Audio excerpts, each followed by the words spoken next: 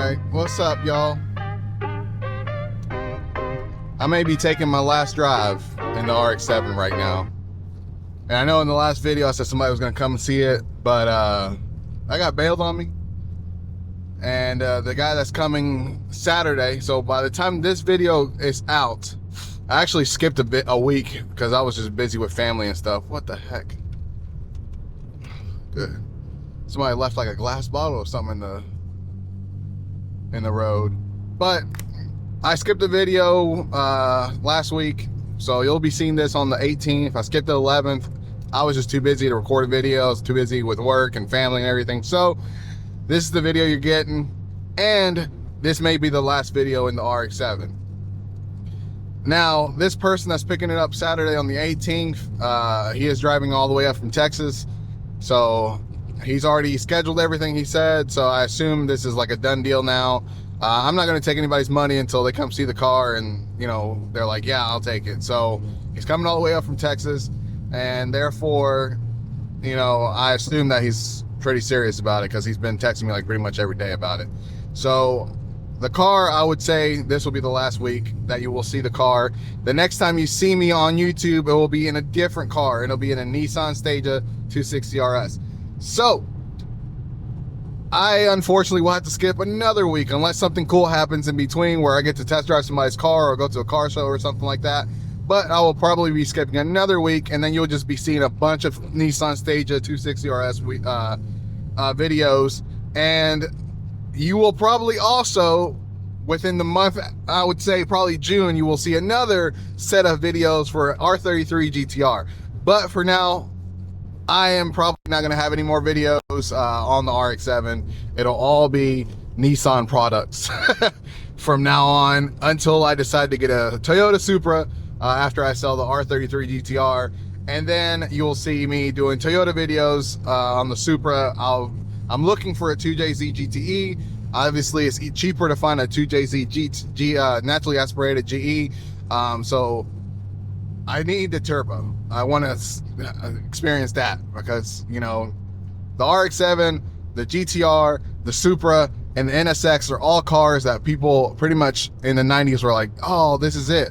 So I have to try all of them out before I decide which one essentially is the favorite. The Nissan Stagea 260 RS is the car that is staying, not going anywhere. That's my family car from now on. So that is where we're at. So right now we're just driving to a spot so I can talk about all of the things that I'm going to miss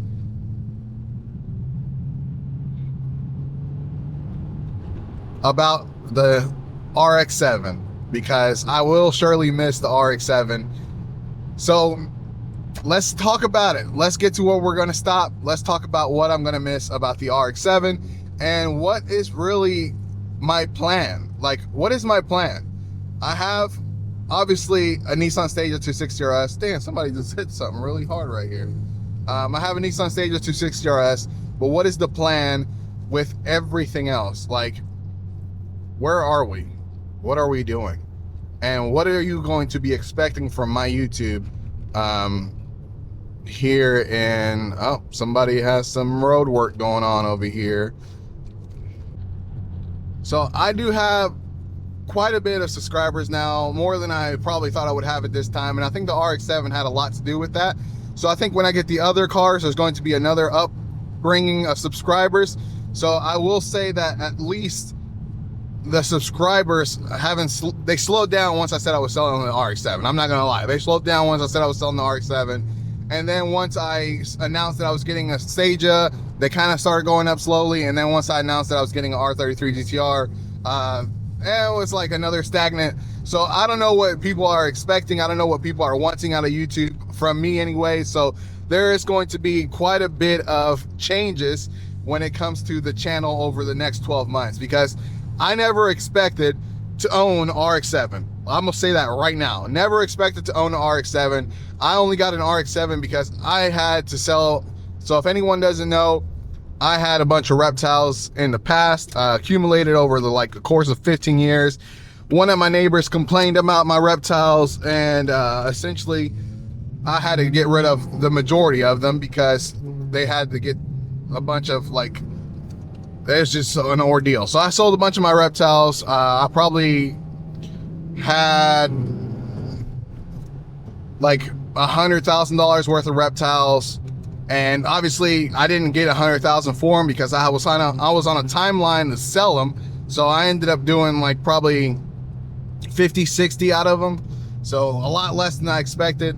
And I put a lot of it into paying off debt and all that. And I ended up getting an RX7.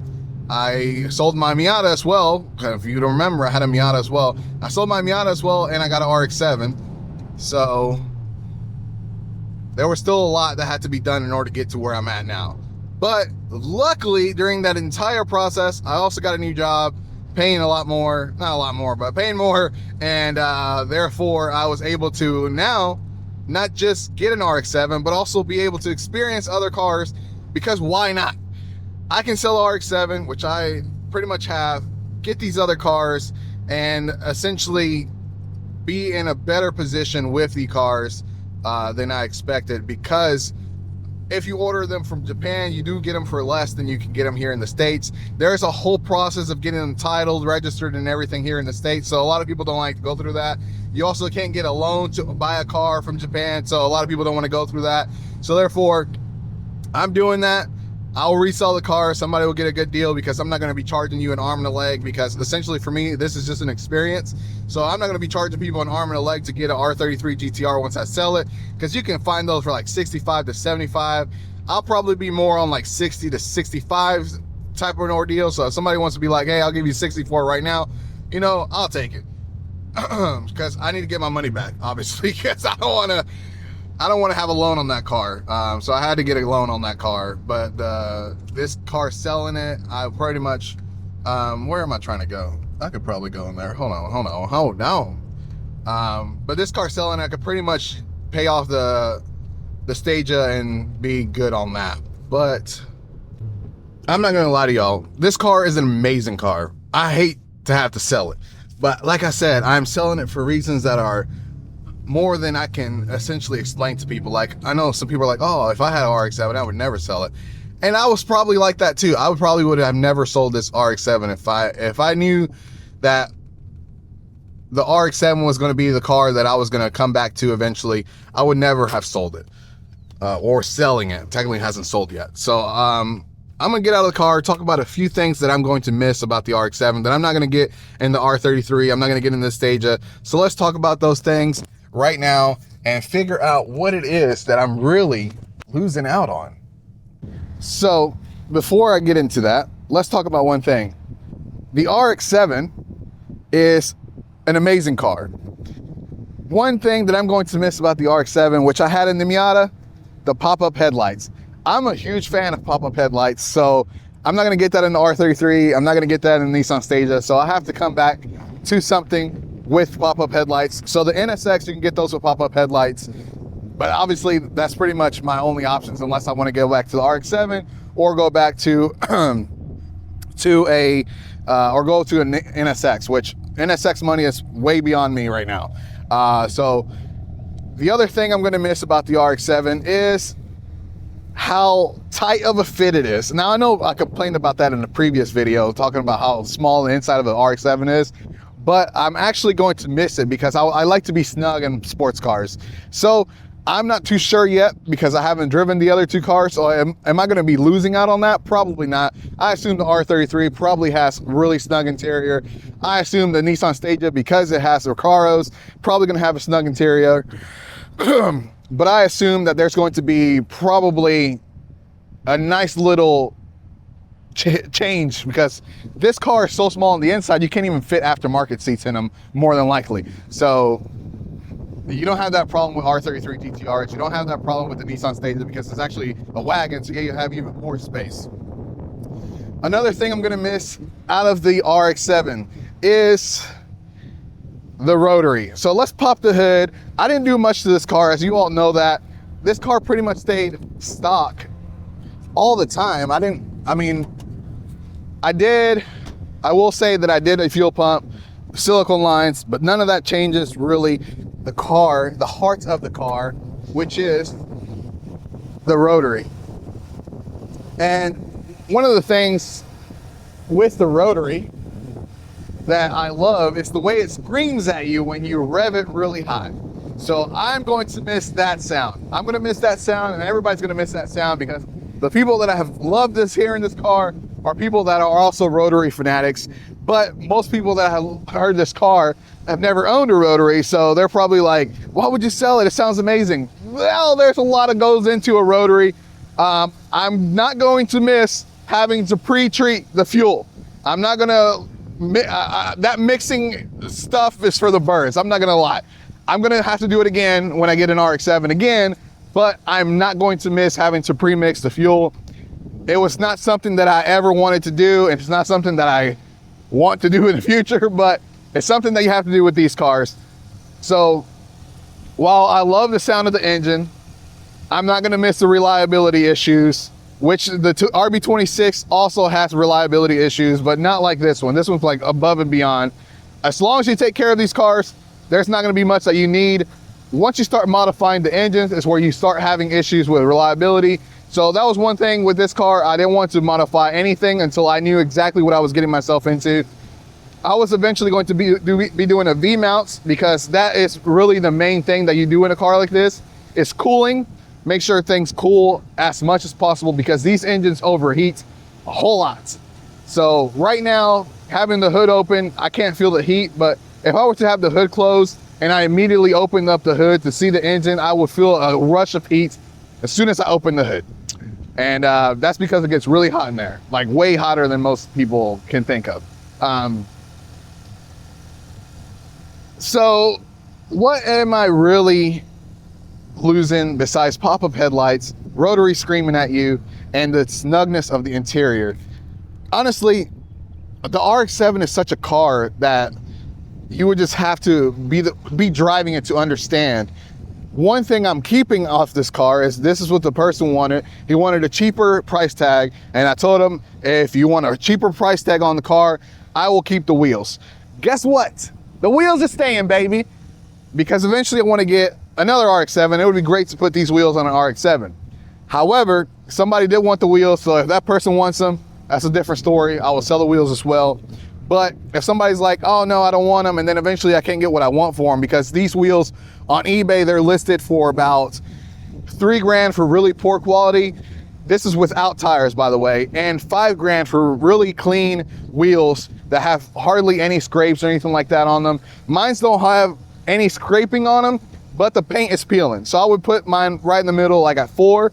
It also comes with tires. So that's what I was asking, was $4 grand for the Mazda Speed MS01 LM wheels. So these are essentially the same wheels, or replica wheels, to the 787B. And that's where essentially they became a collector item. These are only available via a dealership option in Japan. You cannot get this anywhere else. They came in 16s, 17s, and 18s, different offsets, different widths. These are 17 by 8 in the front, 17 by 9 in the rears. Now I want to say they're 35 offset in the front, 38 in the rears. Don't quote me on that. I can't remember. It's been a while since I took the wheels off and looked at the sticker on the inside, but that's where we're at. Obviously, what am I changing on the 260 RS as soon as I get it? Number one thing is always do coilovers. Coilovers, wheels and tires. The car already has an exhaust, so that's another thing people always do. Exhaust, it's already done. So coilovers, wheels and tires are the main things you do in cars like these. Are the main things you do in any car that you want to modify is coilovers, wheels and tires. The wheels really are just for look. The tires are for performance. The coilovers are for handling. So I know people are like, oh, tires can't be a mod. Okay, look, these tires here, these are Continental Extreme Contact tires. These things are a mod, okay, people? You cannot go and get $500 wheels and call them a mod, or $500 tires and call them a mod. These are Extreme Contact tires. I have, you hardly slip in these wheels. When I had the other, or the tires, sorry. When I had the other tires on, the ones that came from Japan, this thing was slipping all the time. These tires, I've only slipped one time, and that was obviously, I say slipping, and that's accidental slipping. If it's for slipping, that's a different thing. You know, burnout, stuff like that, that's a different thing. But accidental slipping, I've only done it one time in this car. That's also rear wheel drive. So rear-wheel drive, as you know, is one of those things that they slip. They do that. That's why people have a thing about Mustangs, because they slip all the time. If a Mustang was all-wheel drive, that probably wouldn't be happening. So those are the things I'm gonna miss about this car. This car is, honestly, I've owned it since September of 2025. Right now it's April 2026. I didn't own it that long, but it was a great car to have. For about the first month was just transporting, getting it shipped to me and all that. From October to December, the car was essentially not drivable. For 1 month, I want to say 2 weeks, I had the car, I was doing work to it, fuel pump, stuff like that, checking to see what was wrong. From November to December, the car was in the shop, getting it fixed. Fuel lines, solenoids, boost leaks, all this stuff, vacuum leaks, all this stuff was wrong with it. So it had to be fixed. So I didn't actually get to drive the car until end of December to now. So 4 months, 5 months, something like that. And I will say that I enjoyed my time with the car. I definitely enjoyed my time with the car. This is a beautiful car. Will I ever get another RX-7? That is the goal. That is the goal, to get another RX-7. Eventually, if I had the money, I would get a Spirit R, because as you can see, I'm not looking to modify the RX-7 because I don't want any reliability issues. But if I had to, it would be nice to get a Spirit R. I wouldn't mind doing like a Bathurst X or something like that. They only made 777 of those, so maybe that's another option. I wouldn't mind doing like a Type RB. So this is a Type R, for anyone that doesn't know. The Type R is essentially like it's not the base model, but it's like one step higher than the base model. And then there's the RS, then there's the RB, then there's R Bathurst. So there's a bunch of different ones from Japan. Here in the States, we only got R1, R2, and Touring, I want to say is what it was. So we didn't have as many options as I did in Japan, but that's okay, because this car was a Type R, which mean I think the Type R, if I remember correctly, it just had like maybe stiffer suspension. I don't know, maybe upgraded wheels. I can't remember. Now, like if you would have gone to like the RB or the RS, I think it's the one that had the no seats in the back, because it was more of a touring option. And then the Type R Bathurst also had no seats in the back. The Spirit R has two versions, Spirit RA, or Type A and Type B. One of them comes with seats in the back. One of them does not come with seats in the back. This car does not need seats in the back. My kids have tried sitting back there. There's no way. Literally. So one of my kids has to sit in the front seat. So I let the older kid sit in the front seat, and the other kid has to sit behind that kid because there's no room. There's no room. No room. Look at that. Look at that. Look at that. Look at the space behind myself. Look at that. Look at that. These are just for show, people. These are just for show. Okay? Car's beautiful. I'm gonna miss it. I love the car. Honestly, I've never been a huge fan of black cars. I'm not gonna lie. I like black cars because they stay relatively shiny. But I've never been a huge fan of black cars because at the end of the day, they're really hard to keep clean. But I do want to say that I do love the color on this car. I love how it combines with the wheels. I was actually going to get bronze wheels for this car, but I like this rose gold, light gold look. So I'll probably do something similar with the Stagia, like a gold color. And the Stagia is white, so white and gold looks good as well. So while I'm waiting for the Stagia wheels, I'll probably put these on, I'm not gonna lie. It's the same bolt pattern. I'll see if they fit underneath the car, because obviously you have to make sure that it fits underneath the wheel well and doesn't rub or anything like that. A lot of the people in GTRs and Stages and stuff like that, they'll do like lower offset. So they'll do like an 18 by 10, 18 by 9.5 with the offset like 12, 15. I think the highest you can probably go is like 25 offset on the Stagia and the 260 RS and GTRs and stuff like that. So this one being 35 and 38, I'll probably not be able to do those offsets, but we'll see. Doesn't hurt to try. I think it'll be fine as long as I don't slam the car until I get the car's wheels in check. And I have a surprise for y'all on that. So I'm not going to announce it yet until they get here, but I do have a surprise for y'all on that. With that said, we have essentially run out of time with the car. The car was a great car. I made a post on Facebook and Instagram saying the car was evicted. A lot of people messaged me saying, evicted, how much? I'm like, evicted is a joke, okay? I just want to sell the car. So I don't want to have 3 cars in June whenever the R33 gets here. So I'm happily selling the car. I don't mind having an extra set of wheels. So happily selling the car. But for this car and every car that I have owned, I only have owned really 2 cars that are not regular commuter cars, and that's the Miata and the RX7. So obviously my options are limited. So the RX7 is the best car that I've owned. But there you go. So with that said, don't forget to like, share, and subscribe, and hit that notification bell so you don't miss anything that I put out in the future. As always, peace.